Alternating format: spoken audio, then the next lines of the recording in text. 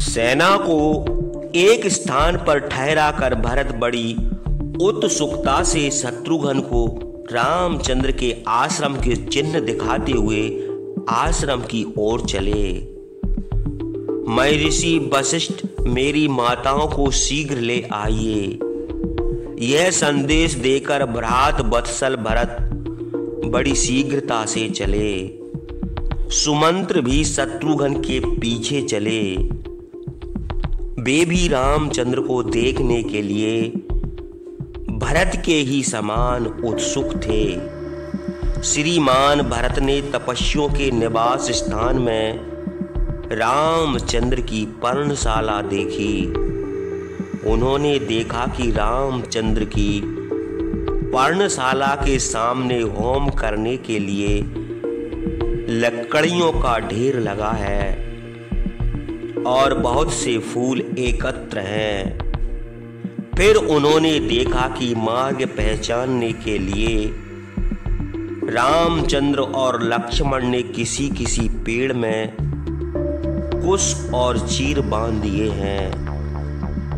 सर्दी में तापने के लिए पर्णशाला के पास मृगों और भैंसों के सूखे गोबर का ढेर लगा है। महाबाहु भरत ने प्रसन्न होकर शत्रुघ्न और मंत्रियों से कहा, मैं समझता हूं कि महर्षि भरद्वाज के बतलाए हुए स्थान पर हम लोग पहुंच गए हैं। मेरी समझ में मंदाकिनी नदी भी यहाँ से दूर नहीं है। यह देखो, ऊंचे वृक्षों में चीर बंधे हैं। मालूम होता है लक्ष्मण ने ये चीर इसलिए बांधे हैं कि यदि किसी समय रास्ता भूल जाए तो इन चीरों को देखकर रास्ते की पहचान मिल सके। बड़े दांतों वाले और तेज दौड़ने वाले एक दूसरे को देखकर गरजते हुए पहाड़ के किनारे घूमने वाले हाथियों का यह मार्ग है। तपस्वी लोग वन में हमेशा जिसे स्थापित रखने की इच्छा करते हैं, उस अग्नि का यह धुआं देख पड़ता है।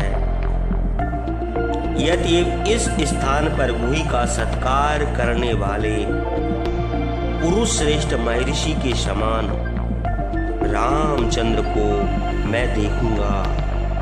आगे चलकर थोड़ी देर के बाद मंदाकिनी नदी के समीप चित्रकूट पर पहुंचकर भरत ने अपने मंत्रियों से कहा, जो संसार के सब पुरुषों में श्रेष्ठ हैं, वे महाराज रामचंद्र निर्जन वन में वीरासन लगाए बैठे हैं। यद्य मेरे जीवन और जन्म को धिक्कार है। सब लोगों के स्वामी महातेजस्वी रामचंद्र मेरे ही कारण सब प्रकार की अभिलाषाओं को त्याग कर वन में निवास करते हैं। संसार में मेरी निंदा हो गई है। मैं उस कलंक को छुड़ाने के लिए और रामचंद्र को प्रसन्न करने के लिए उनके पैरों पर सिर रखूंगा। सीता और लक्ष्मण के भी पैरों पर सिर रखूंगा। इस प्रकार रोते हुए भरत ने रामचंद्र की सुंदर पवित्र पर्णशाला देखी।